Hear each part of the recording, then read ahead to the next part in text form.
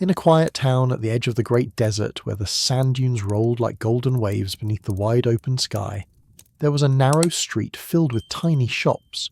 These shops were full of wonders. Some sold spices that smelled like cinnamon, saffron and honey. Others displayed colourful rugs woven with patterns of stars and flowers, and many of them hung glass lanterns in their windows, lanterns that sparkled like captured sunlight.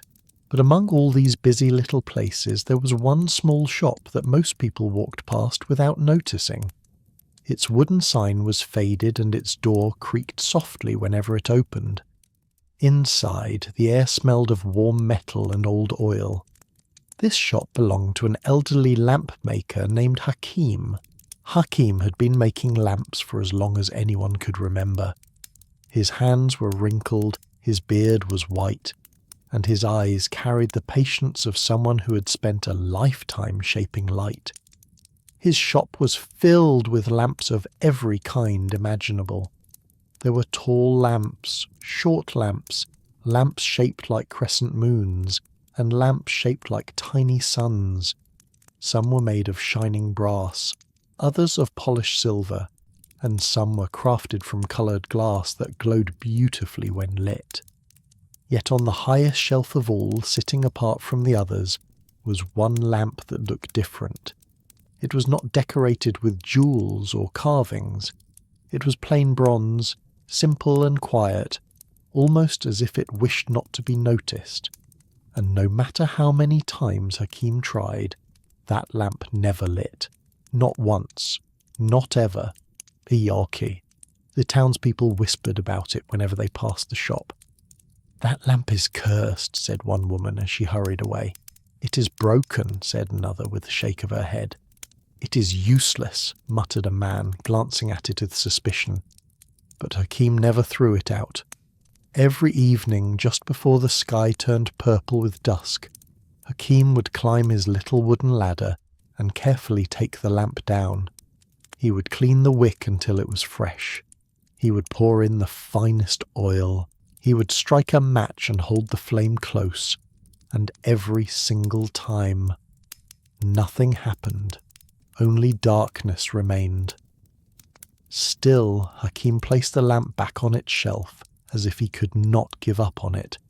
Somewhere deep in his heart he felt that the lamp was not ordinary. It was waiting for something. One bright morning, a young boy named Yusuf wandered into the shop. Yusuf was curious about everything in the world. He loved questions more than answers, and mysteries more than treasures. He often explored the town streets, always searching for something unusual, something magical.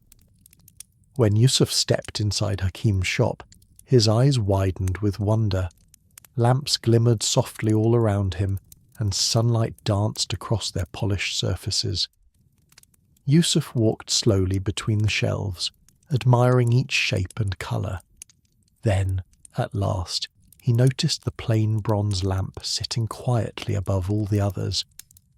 "That one looks lonely," Yusuf said softly. Hakim looked up from his workbench and sighed. "That lamp has been lonely for a very long time," he replied. Yusuf tilted his head. "Why?" he asked. The old lamp maker's voice grew heavy.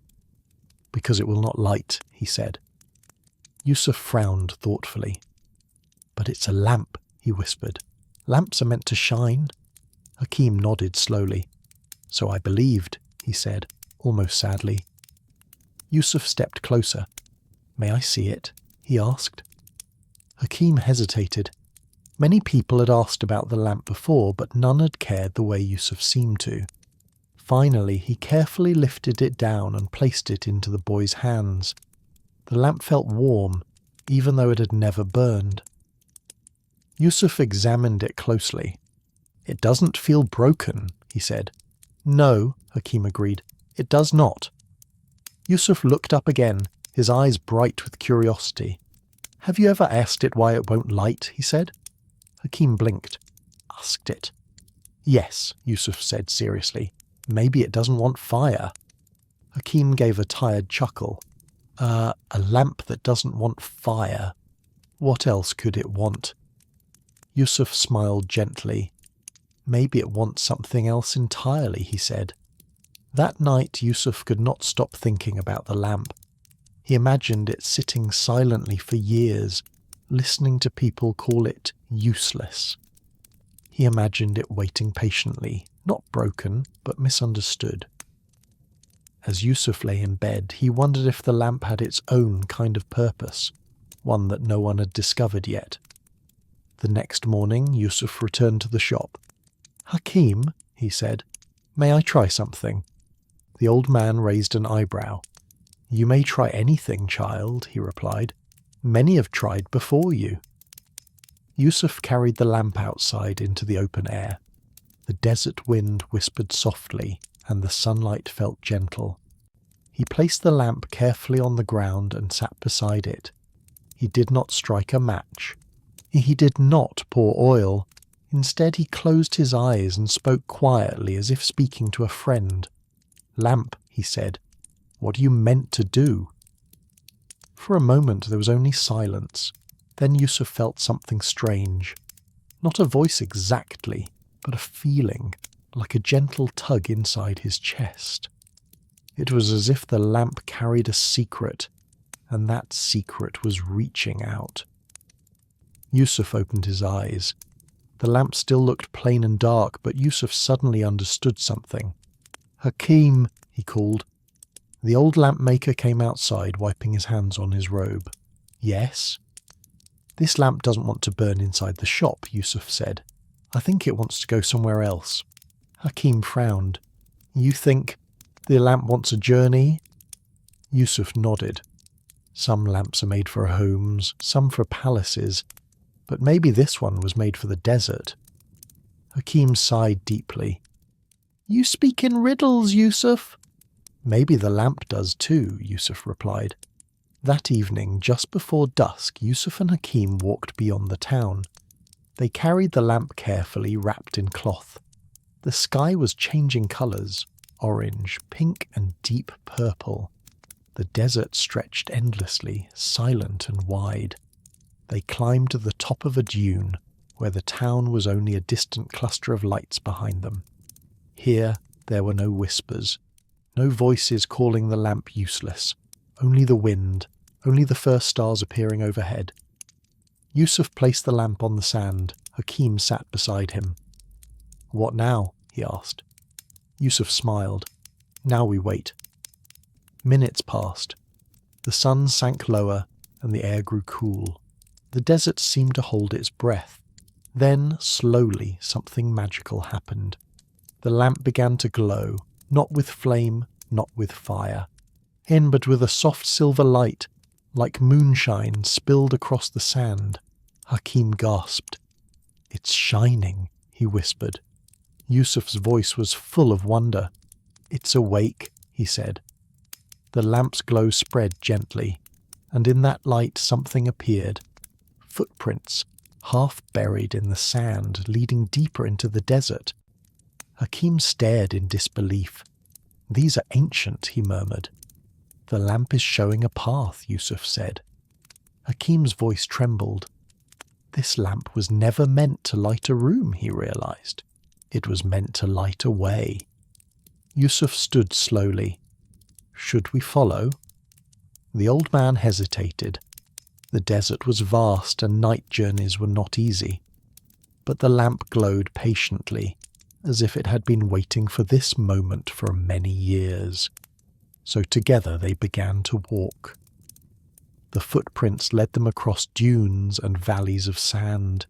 The lamp floated gently in Yusuf's hands, glowing brighter with every step.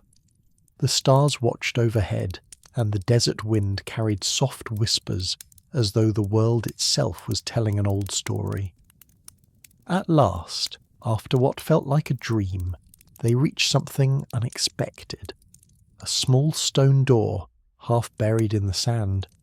It was covered in carvings of lamps, moons, and stars. Hakim knelt beside it.